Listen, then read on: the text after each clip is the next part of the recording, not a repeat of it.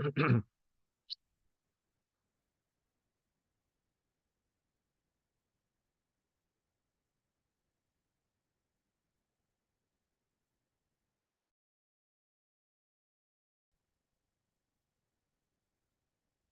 لله وكفى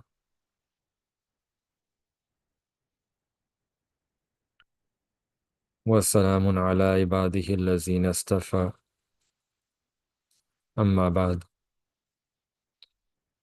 أعوذ بالله من الشيطان الرجيم بسم الله الرحمن الرحيم والذين جاهدوا فينا لنهدينهم سبلنا سبحان ربك رب العزة عما يصفون والسلام على المرسلين والحمد لله رب العالمين اللهم صل على سيدنا محمد وعلى آل سيدنا محمد وبارك وسلم اللهم صل على سيدنا محمد وعلى آل سيدنا محمد وبارك وسلم.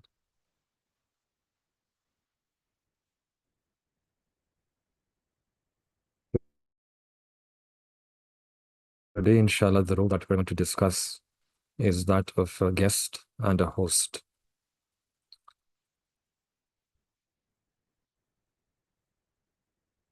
Honoring our guests and the etiquettes of becoming a good host. In our deen, Allah subhanahu wa ta'ala wishes that if there is a Muslim, whether a relative, a friend, or even a stranger, if they come as a guest, then one should show hospitality towards them. And these things are fundamental for maintaining love and keeping this affection alive. If a person does not display love, then it becomes a matter of self-interest. Everyone is just caring about their own self. They have no regard for the other person. Allah Ta'ala doesn't want a person to be like that, to be insensitive to the feelings of others, but rather to try to maintain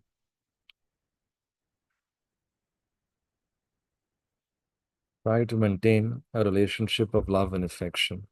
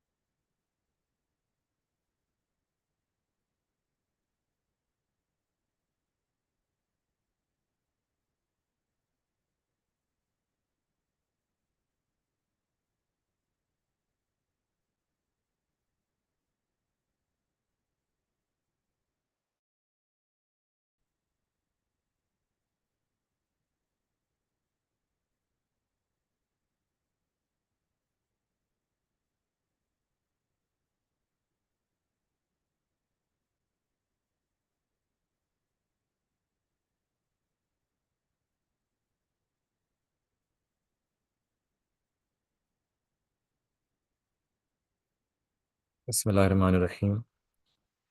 So to express love on certain occasions, this is also an act of worship. And we can see this in the hadith of the Prophet ﷺ as well, where the Prophet ﷺ said that if you love someone, then tell them that I love you for the sake of Allah subhanahu wa ta'ala. So this is something which we see an expression of that love. And similarly, when a guest comes, the host should also express love, show joy from their heart. And it's not necessary to express love by preparing a very elaborate meal. Sometimes simple food, but if it's offered with this heartfelt love, that can also make it delicious. The important thing is not the dish that is offered to the guest. The real thing is the inner feeling, the jazba, the emotion, the passion. That is what is desired, what is matlub. So there's so many blessed ahadith about this, how to be a good host, what are the adab and the etiquettes, and also teachings for the guest. And when we listen to these ahadiths of the Prophet and the stories of our Akabirin, it just increases that feeling in our heart. And we can begin to understand that this hospitality, honoring our guest, this is such a tremendous, such an amazing act of worship in our deen. Normally, we in our lives we have developed this routine that you eat at my house, I eat at your house. This is become like a way of socializing. Uh, but if we can just add the niyat that we're doing it with the love for Allah subhanahu wa ta'ala, if it's connected with the love of Allah subhanahu wa ta'ala, that the one who has come is actually a guest sent by Allah ta'ala, and Allah subhanahu wa ta'ala, whenever He sends a guest, Allah ta'ala sends sustenance and risk with that guest. If we have these intentions, then this act becomes an act of worship and an act of ibadah. And that's why Nabi Wasallam said that whoever believes in Allah subhanahu wa ta'ala on the last day, let that person honor their guest. Same hadith that we did yesterday as well about the neighbor.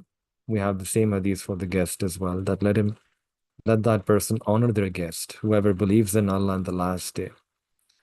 And then the Prophet ﷺ further said that the guest's due is 1 day and a night.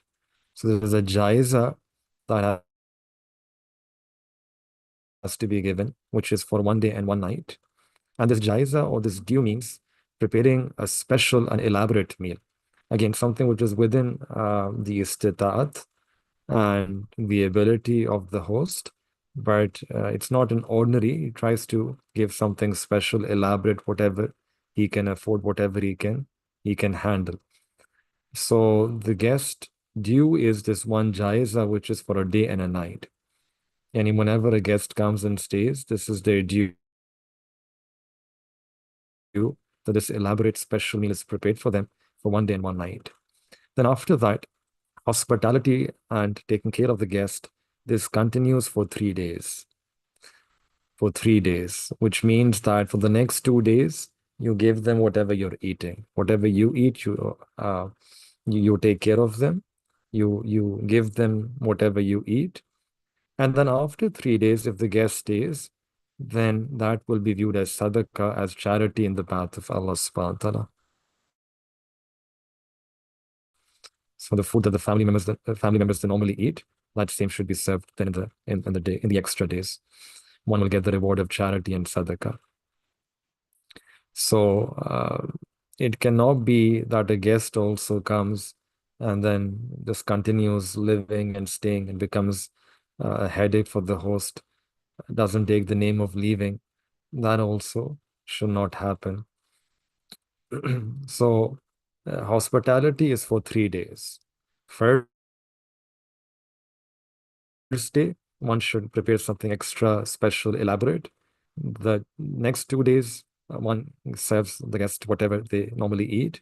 And then beyond the 3 days, whatever they give, that is viewed as charity. In one hadith, the Prophet ﷺ said that the first person to initiate this hospitality and honoring guests in this world was Sayyidina Ibrahim alayhi salatu wassalam. So this is actually the sunnah of Sayyidina Ibrahim alayhi salatu wassalam. In fact, in one narration, it's mentioned that Sayyidina Ibrahim alayhi salatu wassalam was called Khalilullah, this laqab that he had, friend of Allah, because he had three special qualities. And one of those qualities was that he would not eat food without a guest. No matter how hungry he was, he would always try to search for someone. If he found some traveler, he would bring him, eat with him. There's also an incident that once he brought a man who was very old, about 70 years old. And when he sat down, Sayyidina Ibrahim alayhi salatu wasalam, he had a habit of taking Allah Ta'ala's name, right, saying Bismillah, and then making dua. The guest did not recite that. So Sayyidina Ibrahim alayhi salatu wasalam decided that he would not bring him again because he did not recite Bismillah. So when the guest left, Allah subhanahu wa ta'ala asked that, "Oh Ibrahim, oh my Khalilullah, you invited the guest once, but then you made this intention that you will not invite him again. Why?" And Ibrahim alayhi salatu wasalam said that, "Ya Allah, he did not take your name while eating. So I didn't feel like inviting him again." And then Allah subhanahu wa ta'ala said that, "Oh Ibrahim, I've been feeding him for 70 years. I've been feeding him for 70 years. If he doesn't take my name, I'm still feeding him for 70 years." So this was the first quality that Sayyidina Ibrahim alayhi salam used to eat with the guest. And secondly, he used to greet people abundantly, say salam, greet them when people would come, when people would go, he would say salam and greet them. And thirdly, when people used to sleep at night, he would get up and he would offer tahajjud salah before Allah subhanahu wa ta'ala. So three things: that feeding, food, and honoring your guest and feeding, providing them food, and greeting people, and praying tahajjud. Because of these three, Allah subhanahu wa ta'ala blessed him with the status of Khalilullah, the friend of Allah.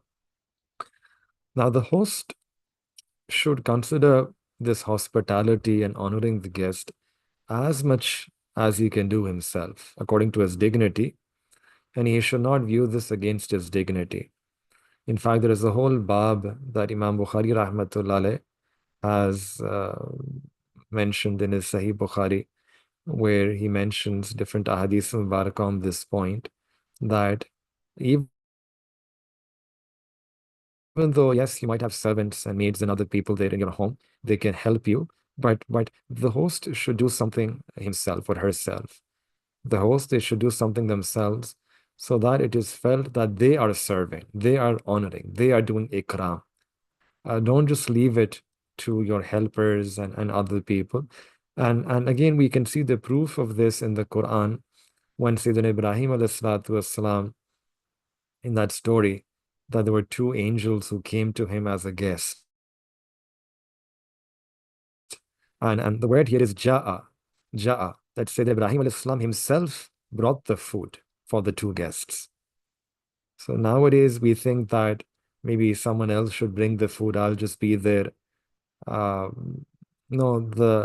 our mashayikh, in fact, they would view this to be an honor to bring food.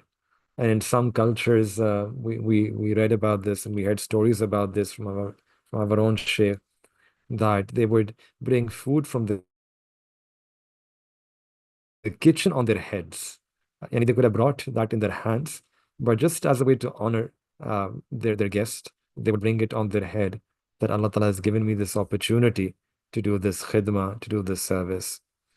And then not just bringing food, but also helping them wash their hands. This kind of expression of love. And there are different ways to express, but this kind of expression should also be there. It's necessary for the host. Then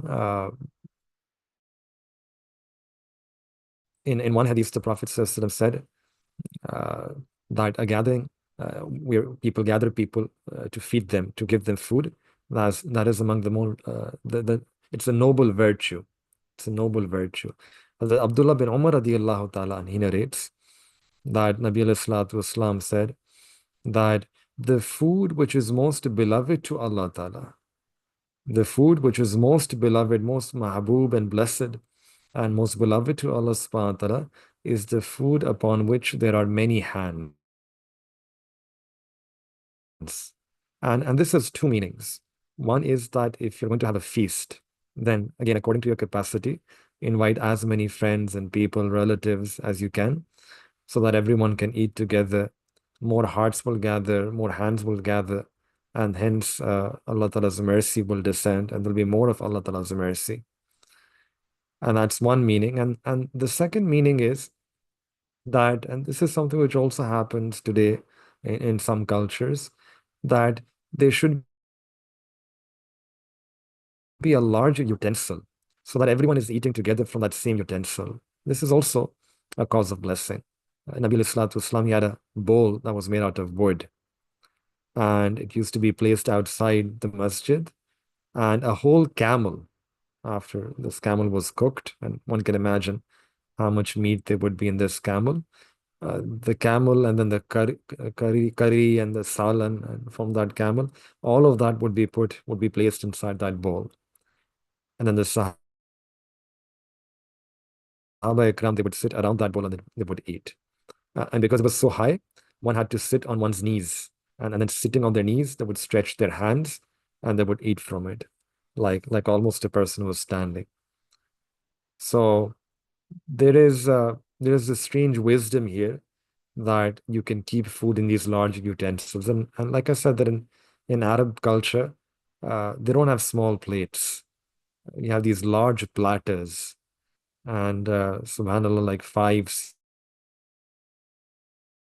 six, seven, eight, even more sometimes, more people can fill and they can eat from that one platter. That sunnah is still present in them.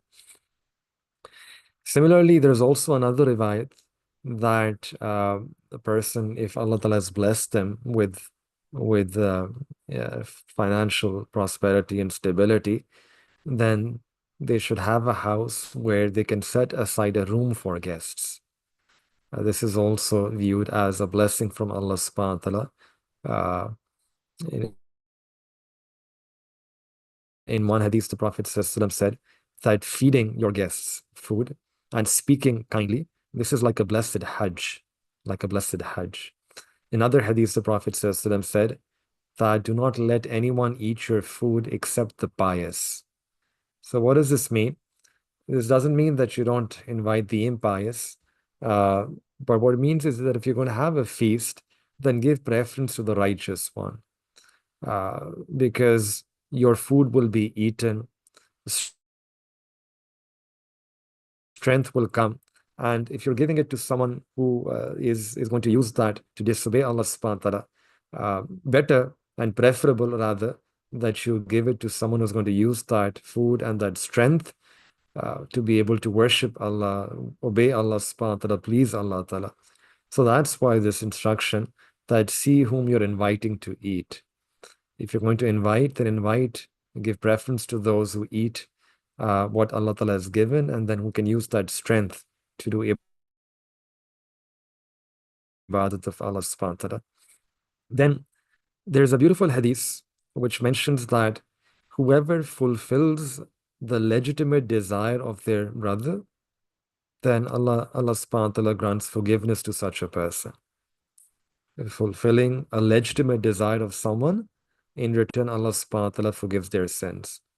Now, keeping this hadith, our mashayikh, they say that when they used to have someone over, they would like to inquire, they would ask that, what do you like for food? What do you like to eat? And this is a good practice, which happens today as well, but we don't have this intention, and that's why we lose out on the reward. Uh, People ask that, do you like vegetable? Do you like meat? Do you like chicken? And whatever they like, they prepare that and they offer it to their guest. Uh, what you're actually doing is that you're fulfilling the legitimate desire. That's what we are doing. And in return, the sins will be forgiven. So if we can make this intention, it's a good thing. It's a good practice. Our sins can be forgiven. Uh, there's another hadith which mentions that whoever makes a believing believer happy, they have made Allah subhanahu wa ta'ala happy. And that's why the ulama, they have written that if the host asks that, what do you like? Then tell them what do you like for food, for what do you like to eat, so that they can attain the status of this act of ibadah in the sight of Allah Ta'ala. Tell them with this intention that you are helping them do this ibadah. They can fulfill your legitimate need or desire. Many people at that time, they sort of hesitate. And they say, no, no, no, it's nothing. There's nothing to hide here. Everyone likes something. So you can just tell them. And if you can tell them, they will get a reward. And you will become the means for them earning a reward. So you will also get a reward for telling. And this is subhanallah. Look at the beauty in our deen, that you will be eating your favorite food, plus you will be getting a reward on top of that.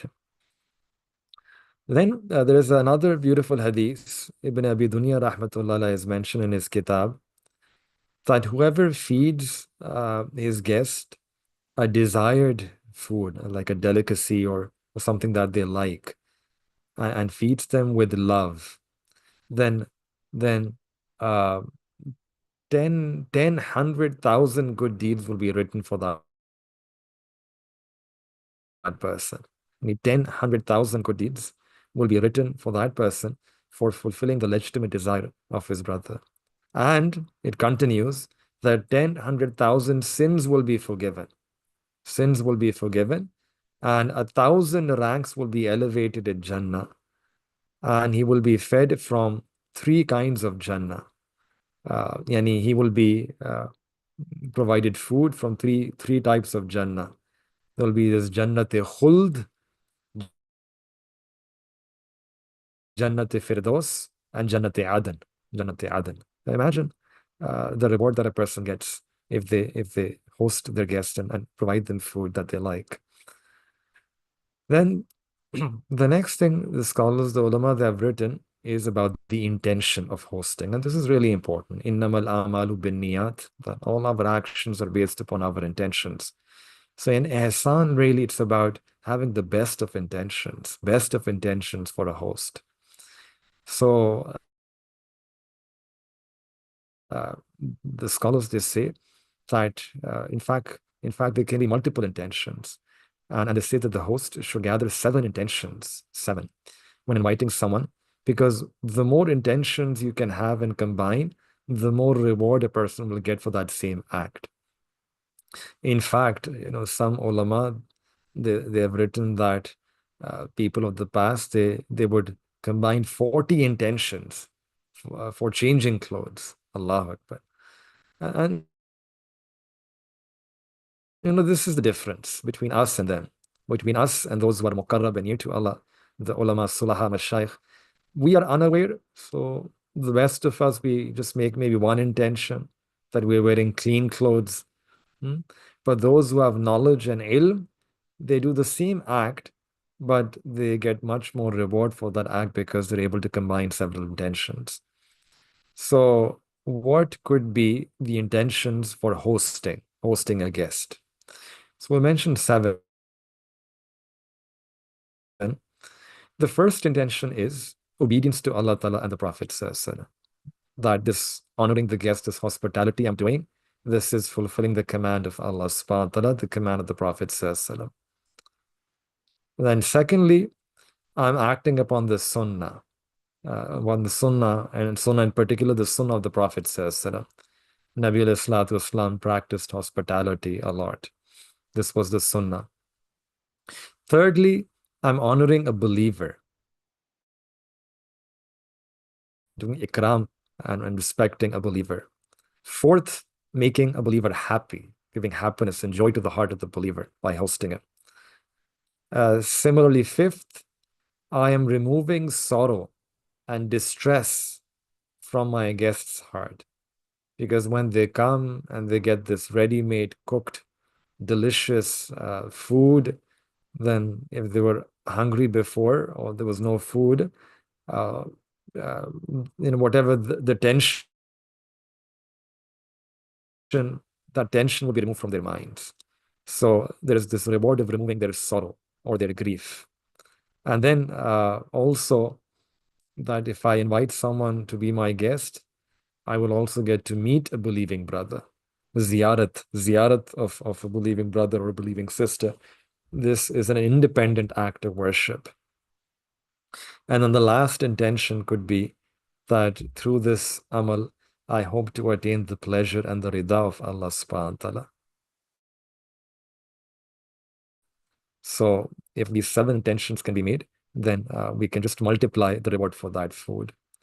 Um, Hosting and entertaining one's guests, this was the sunnah of Nabi alayhi salatu wasalam, and this was the sunnah even before Nabi alayhi salatu wasalam's nabuwat was manifested.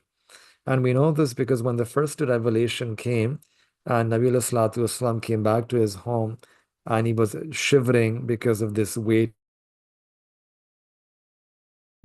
of that revelation.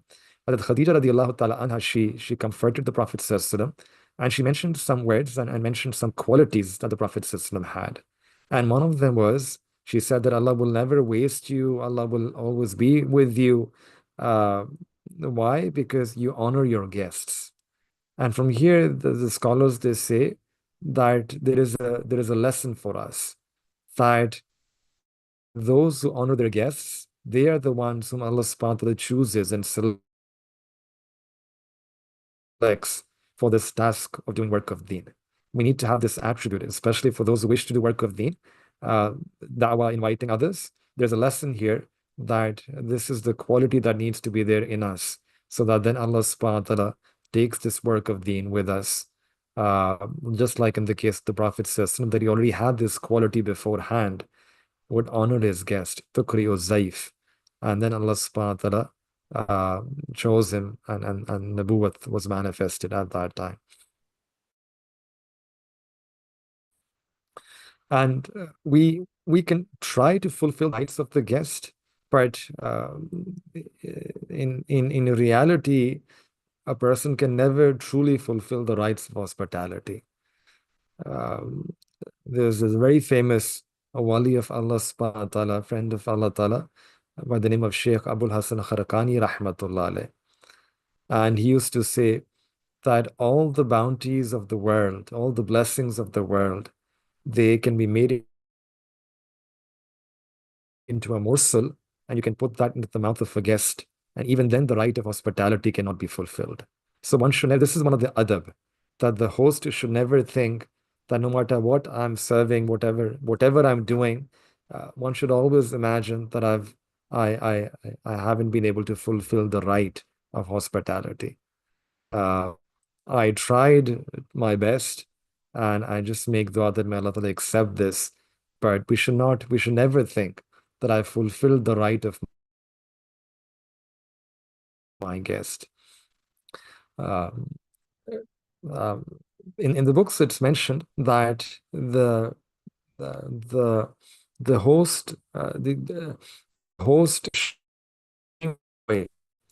on the night when the guest comes as the joy they experience on the night of Eid. Again, it's the same principle, expressing that and that same joy as a person has on the night of Eid. The host, they should express joy. They should express that joy. And our own Sheikh Ghazali was mentioning that he said, when I went to the Central Asian states, I saw this quality there among the people there. When he went there, he said there was a person who told us, on the day a guest is at our home, someone from the household, they stay awake for 24 hours, even at night time. The men, women, they might take turns, but there is no time when a guest is at the house, and no one from the house is awake. Someone, at least one person, is always awake. And the Sheikh said that I asked that why do they do this? And he said that it's possible perhaps the guest may need something and may not be able to find it. The host might be sleeping. So this will inconvenience the guest. So that's why uh, they would spend the night. One of them would spend the night awake. Another adab for the host is that when they place the food, they should place the food in front of the guest, and then definitely encourage them to eat. Because the reason is that if you don't encourage them, say a couple of words so that the guests can start eating and start eating comfortably. If you don't encourage them, there is this natural hesitancy that the guest would be experiencing or feeling at that time. There is a hesitation, a kind of alienation in his nature, in the nature. He's a new person. So the host should try to say something to make them comfortable so that then they can eat comfortably. But on the other hand, one should not also insist. And here, sometimes we might make a mistake that we insist that eat this. And this should not be done because sometimes maybe the guest is sick or the food is not according to his liking, not suitable for their temperament, or the guest, they might be full, they don't want to eat more. So it's not necessary that they will become happy by eating more. It might actually distress them, discomfort them. So encourage them to eat, but don't be insistent. Don't insist. If they eat a little, be happy about that. If they eat well, be happy about that. Uh, we should not count their bites or the bones that they're eating. Another adab that is mentioned here about hosting is that the people who cook the food, uh, let's say if the women of the household who are cooking, they should engage in the remembrance of Allah subhanahu wa ta'ala. It's a very good habit. The men of the household, if they're cooking, the husbands, it's a very good practice and habit to engage in the zikr of Allah subhanahu wa ta'ala. In fact, this was the sunnah of the sahabiyat. There's several stories about the sahabiyat. Uh, in one story, there was one sahabiya who was putting bread in the tandoor, in the oven. And when she was about to take that bread out, she said to her sister, that, "Oh, my sister, my bread is also cooked, and my 3 juz are also completed. 3 juz of the Quran." So this means that while cooking and serving and doing khidmah, she used to remember Allah subhanahu wa ta'ala, zikr of Allah. And then when the people will eat that food, it will bring light in their hearts. Uh,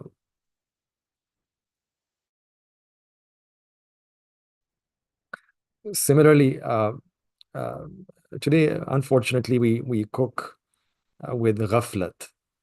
Uh, Maybe people are not even in a state of wudu. Uh, One of the awliya and the friends of Allah subhanahu wa ta'ala, in the books it's mentioned that they used to advise the women, the women of their household, that look, you should cook food with wudu. And while cooking, keep reciting Subhanallah, Alhamdulillah, Astaghfirullah, something on your tongue, durood. And we see that the food gets its zaika, its spiritual taste as well, because of this zikr. The taste of the blessings of Allah subhanahu wa ta'ala comes into that. And the second thing is that uh, Allah subhanahu wa ta'ala's name should be taken. More hands should gather. They should eat together. And then when a person is done eating, they should again thank Allah subhanahu wa ta'ala, praise Allah subhanahu wa ta'ala for this. Uh, so these 4 things, if you can gather them, that while cooking, we are doing zikr of Allah subhanahu wa ta'ala, then we begin by saying Bismillah, and we're eating collectively as a family, more hands, the better it is. And then once we are done, we say Alhamdulillah. 4 things, if we can combine in our food, then it's like all the good can gather in that food. All the khair comes into that food. Then another adab is that when someone as a guest, they come to our home, we should honor them and make them sit and receive them at the door. They don't know where to sit. So we should tell them, please come here, sit here. This sitting, this is also an honor. And we have one interesting story at the time of the Prophet ﷺ, that there was a Sahabi by the name of Salman Farsi radiallahu ta'ala an.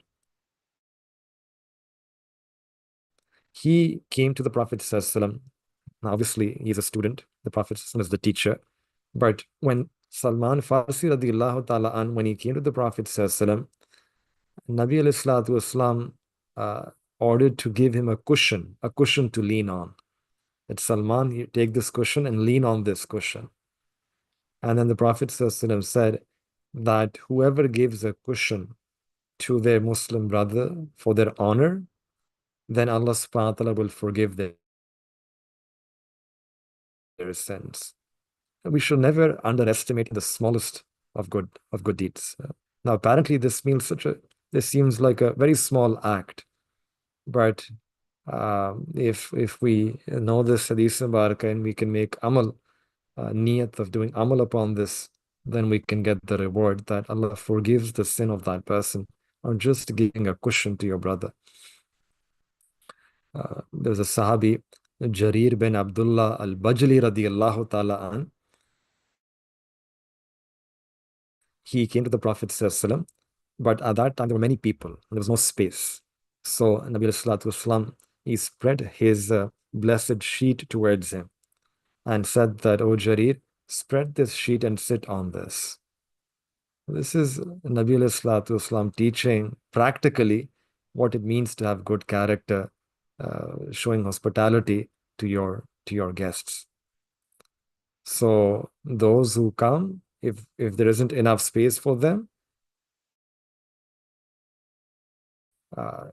so Nabi sallallahu alaihi wasallam is spreading his sheet towards him, and that Sahabi also, subhanallah, he, instead of walking on that sheet or sitting on that sheet, he just took that sheet in his hand and he kissed it and pressed it to his chest. This was that relationship of love.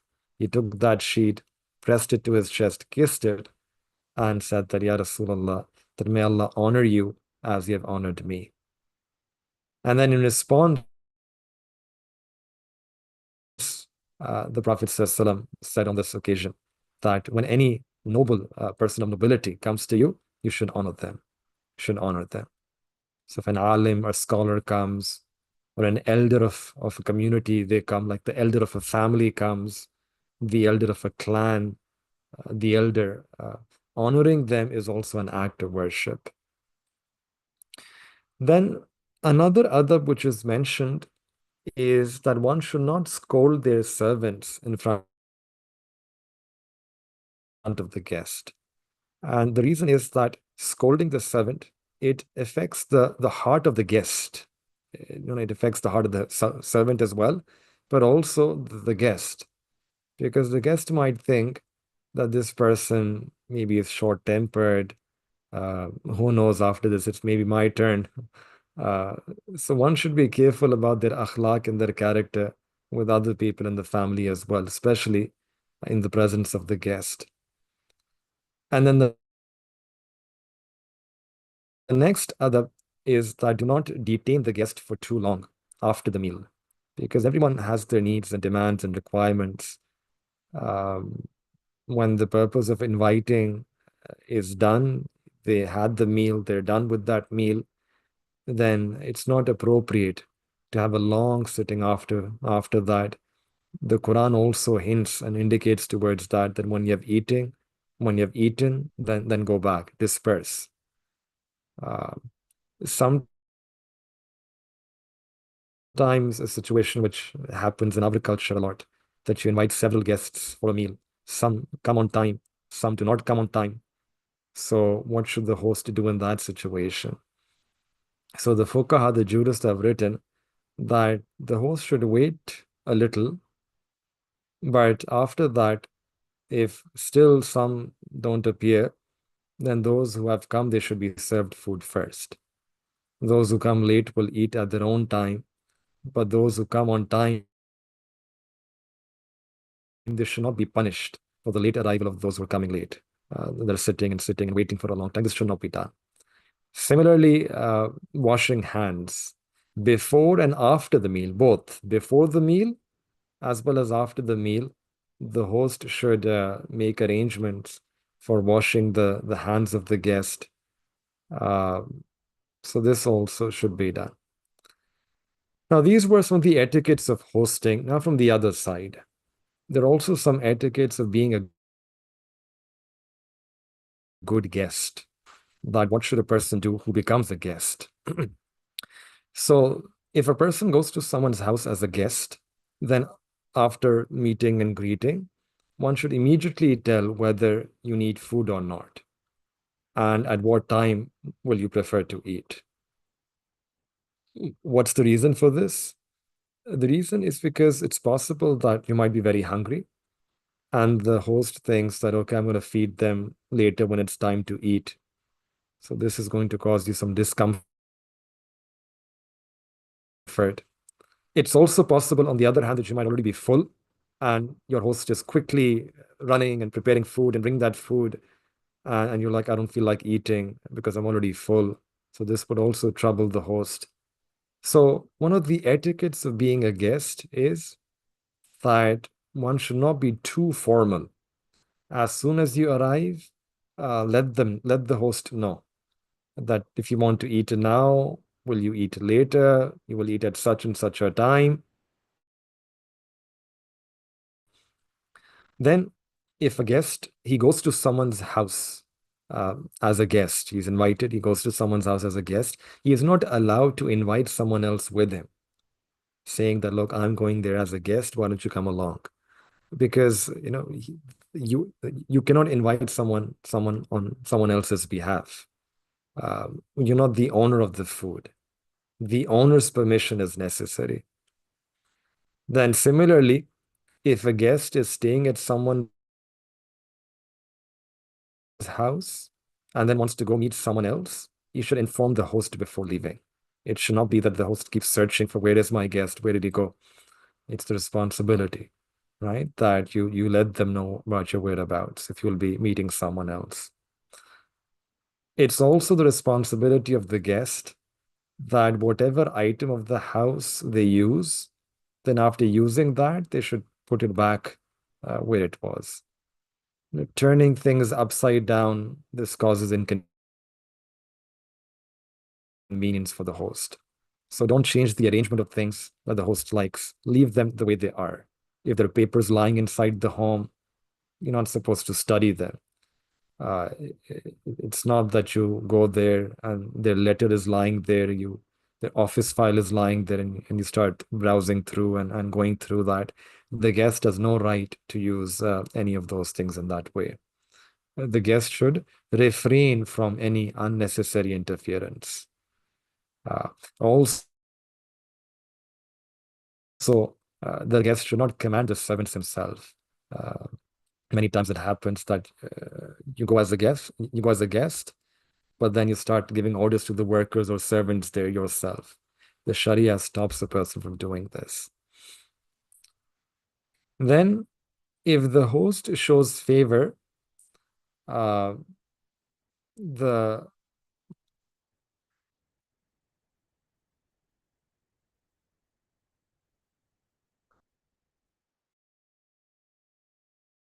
the guest should also accept the invitation when he's invited. It's one of the sunnahs that if someone invites you, then and you should accept that invitation quickly. It's mentioned about the Prophet ﷺ that he used to accept the invitation to eat very quickly. In fact, it's mentioned that Muslim has 5 rights over another Muslim. A Muslim has 5 rights over another Muslim, and one of these rights is to accept the invitation.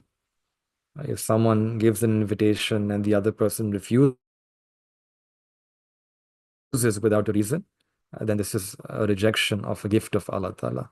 Many times a person can also be punished for this, that Allah was sending you a gift, a blessing, and you kept on spurning that and rejecting that. Um, one of our, one Abu Turab Rahmatullah alayh, he said, he was a scholar and uh, a pious man. He says that someone gave him an invitation and he refused. And he says that after that, I had to fast for 14 days, 14 days. And then I realized that invitation was actually a rejection of Allah's gift. Allah sent me a gift and I rejected that. I had to fast 14 days after that. Um, so unnecessarily, one should not reject Allah subhanahu wa ta'ala's blessing. Many times this becomes a displeasure Um, then, as a guest, the host should also quickly be informed about the salt and the pepper and the sweetness if you're on a diet, or you have a preference for a particular type of food. It shouldn't be the case that they prepare the food and then at the end you say that I don't eat sweets, or I'm a blood pressure patient, or I don't eat salty food. So if there are some precautions that you're practicing, then the host should be told beforehand. Our Hazrat Murshid Alam Rahmatullah used to say that a person should not combine lying and hunger. Lying and hunger. Even if one is hungry, then a person says, no, no, no, no, I'm not hungry. So this should not be done. Lying and hunger should not be combined. Um, and this etiquette is also mentioned that the guest should eat food, but he should not repeatedly look at the door from which the servant is bringing food. Right? And what dish is coming next? What is coming now? He should not repeatedly look at the door. Should not demand anything. He can ask for water if he doesn't get that. But apart from that, when you go as a guest, don't make demands. The guest, when he arrives at a person's house, he has four tasks, four things, four responsibilities. Number one, wherever he is told to sit, he should sit there. Number two, whatever he gets, he should eat there, and he should not leave without the permission of the host. And lastly, after eating, the guest should pray for the host, should make dua for the host.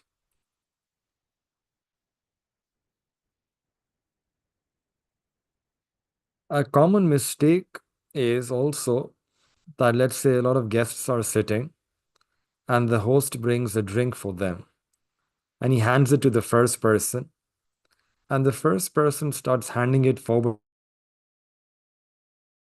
to other people.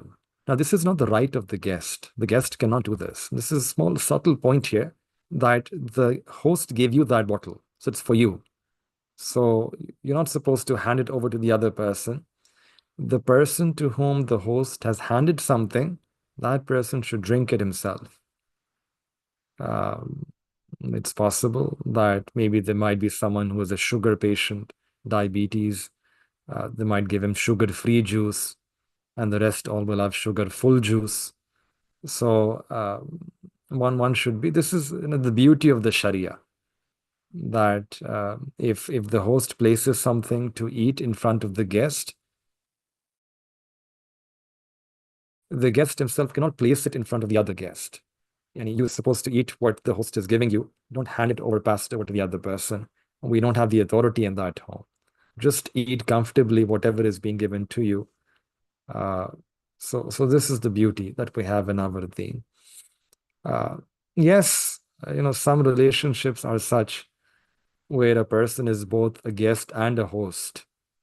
So where you have such a loving relationship and a connection and a close friendship,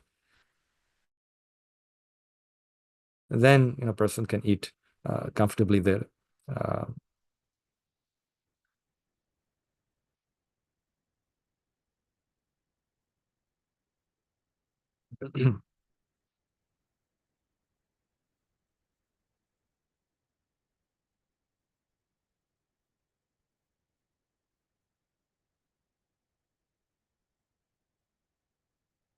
it's also mentioned in a hadith that there is a blessing in the leftover food of the guest. This is something our Sheikh Azaji was mentioning, this practice among the ulama of Central Asia, that when four people went as guests to their homes, they would lay out all the food that was prepared in the house. And the Sheikh said that initially I was surprised that this food is for 20 people, not four. And when we asked, they said that we have a habit that whenever a guest comes, we put everything that we have in front of them so that they can eat as much as they want. And then the rest rest of the food will be used by the people of the home, the household. And why? Because of this hadith that there is blessing in the leftover food of the guest. So just our food becomes blessed by placing it on the table. Allahu Akbar. Junaid Baghdadi, rahmatullah, used to say that mercy, rahmat of Allah subhanahu wa ta'ala, it descends on three occasions. When, number one, when people, they eat food together, when they talk together about the love of Allah ta'ala, and when they do muraqabah together. Uh, three occasions when Allah's rahmat descends. Hatim Assam rahmatullah used to say that be quick in doing 5 tasks. Be quick in completing 5 things. 1, be quick in the marriage of a girl. Be quick in the burying of the dead. Be quick in repaying your debt. Be quick in making tawbah, in repenting from your sin. And number 5, be quick in feeding your guest. Imam Jafar, Hazrat Jafar bin Muhammad rahmatullah used to say that when you invite someone as a guest, have a long sitting at the table with your guest, because these are hours of your life for which there will be no reckoning. And when the guest is at the table, the time that is spent in eating and talking, Allah Ta'ala will not take you to task about that time. It comes in another narration that the food on which there is a child, there will be no accountability for that food. Just have one child sit with you, there will be no accountability for that food. And similarly, this month of Ramadan, the food that is eaten for fasting, any suhoor, the suhoor and iftar, that food Allah Ta'ala will not take account of that food as well. And similarly, the food in which a guest is with you, you're eating with a guest, Allah subhanahu wa ta'ala will not take a person accountable for that food. By accountable, we mean that it's not that you put haram food in front of them and there's no accountability. No. The meaning is that you put permissible halal food, but on the day of Qiyamah, Allah Ta'ala, Allah Ta'ala will ask you about all the blessings, whether you fulfill the rights of those blessings or not. For that particular meal, which we place in front of our guest and we eat with them, that meal will be one for which there will be no accountability on the day of Qiyamah.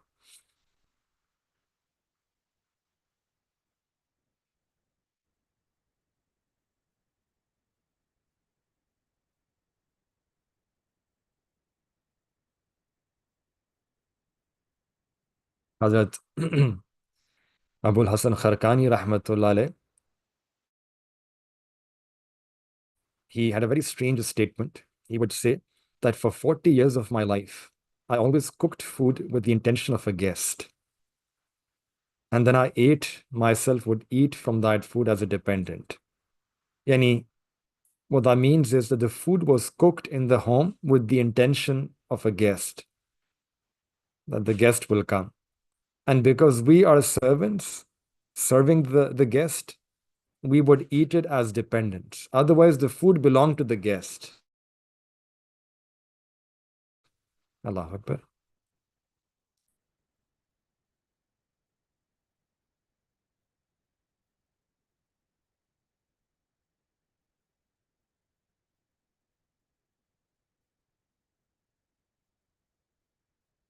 So we should remember that the guest's sustenance is sent before the guest.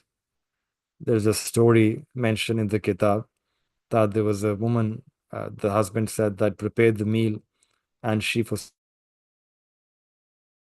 some reason refused.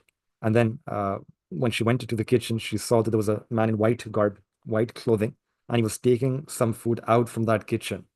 And she realized that actually this was the food that was there for the guest. When she refused, that food was taken away from that, was given to someone else. So the usul here is that the guest comes later Allah subhanahu wa ta'ala sends their sustenance and risk first. And there is a very beautiful hadith which mentions that as long as the tablecloth is spread out, the angels of Allah subhanahu wa ta'ala, they keep praying, making dua of rahmah for the people of the household. Subhanallah. As long as the tablecloth is spread out, the angels of Allah ta'ala, they keep praying, asking Allah ta'ala for his rahmah for all the people there. And again, our own Sheikh Asaji was mentioning that this was also something that he saw in some Central Asian states. Uh, whatever house you would go to, they would spread the tablecloth, the dastarkhan, and then they would uh, take you to that dastarkhan, and on that tablecloth there will be dates and dry fruits, uh, and they will say, "Please begin." Uh, and when someone asked that, "Why do you have this tablecloth always laid down?" And they said this, they mentioned this hadith, that as long as the tablecloth is spread, the angels, they keep making dua for rahmah for that house. So we keep it spread for 24 hours. Allahu Akbar.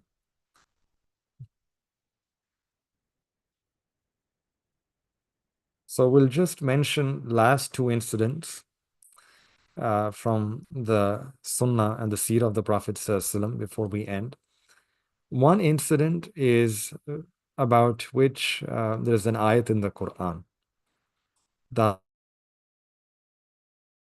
there was a man who came from very far away to meet the Prophet ﷺ, and the Prophet ﷺ asked that who will host him. And one Ansari Sahabi said that I will. He took him to his home, and then he said to his wife that I've brought a guest with me. And she said that we only have food for one person. And we are so many people here. So how will this work? And the husband was thinking, what should we do? And then she said that, okay, I have a plan. I will put the children to sleep just like that. I'll just keep patting them on the back and they'll go to sleep. I will fast today. And what you do is that you sit down to eat with the guest. But if you also eat, then the guest will not be able to eat his fill. So I'll just set the food, and then I'll make an excuse that I'm just about to fix the lamp. And I'll put the lamp out. I'll extinguish the flame of the lamp. And the guest will think that the lamp is being fixed. And when I put it out, then you just let the guest eat the food. You just extend your hand as if you're also eating, but don't eat, so that the guest can eat his fill. And subhanAllah, this is exactly what happened. Neither the wife ate, nor the husband ate, nor the children ate. There was food only for one person, and it was given to the guest. Next day, Allah Ta'ala revealed an ayat of the Quran, and Allah Ta'ala praised them and said that there are people like that who give preference over themselves, even though they themselves are in need. Allah Akbar. Imagine how much this amal would please Allah Ta'ala, that until the day of Qiyamah, the Quran will be recited and the memory of this incident will be refreshed. So these were the practices of the Sahaba Ikram. This is how they would show hospitality to their guests. And the last incident is very ajib, very beautiful. Once there was a Jew who came to Nabi alayhi salatu wasalam. Nabi alayhi salatu wasalam was the host. The Jew was a guest. And Nabi alayhi salatu wasalam presented him with a lot of food. And the Jew, he ate so much food, he ate everything. And then Allah Kishan, what happened, that his stomach became upset. And uh,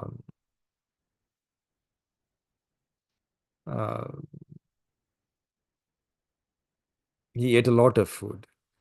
And when the stomach became upset, at night when he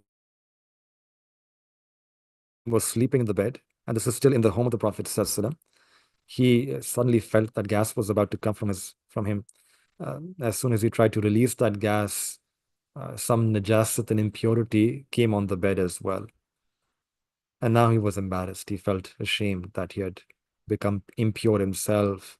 The bedding was also impure, and there was this bad smell. So he got up in the morning and quickly ran away from there, and then took a bath, cleaned his clothes. When later uh, the Prophet ﷺ came back after Fajr Salah to check on the guest, they saw that the guest was not there. But they saw that this impurity and this foul smell and stench and that najasat was on the bed. The guest had already left. Actually, by this time, that guest, the Jew, he realized that he had left his wallet or a small purse, something that belonged to him. So, due to shame, he had to come back to pick up what he had lost. When he returned, the Jew, he saw that Nabi alayhi had not informed the women about this. Rather, he himself was washing that impure bed with his own blessed hands. And when he saw that the Prophet ﷺ was doing this,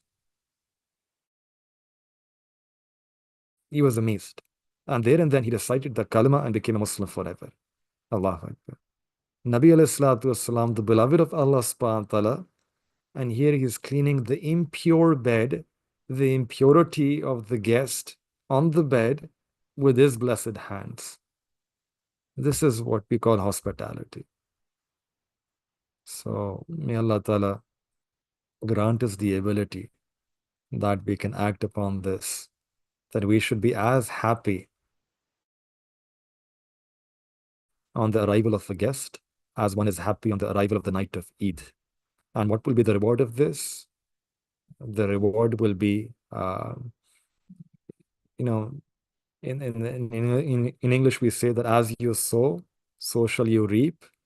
So this will happen, that whoever practices good hospitality towards the guest in this dunya, then in return for that, Allah subhanahu wa ta'ala will practice hospitality towards that person in Jannah. So may Allah ta'ala enable all of us that we can also become good hosts and good guests. May Allah subhanahu wa ta'ala make us such that we can act upon these teachings. And may Allah subhanahu wa ta'ala grant us His hospitality in Jannah. Wa akhiru da'wana.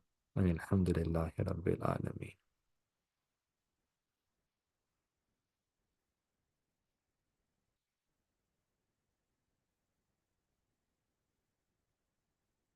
سبحان ربي الوهاب اللهم صل على سيدنا محمد وعلى آل سيدنا محمد وبارك وسلم. ربنا تقبل منا إنك أنت السميع العليم وتب علينا إنك أنت التواب الرحيم. وصلى الله تعالى على حبيبه خير خلق محمد وعلى آله وصحبه أجمعين. آمين برحمتك يا أرحم الراحمين.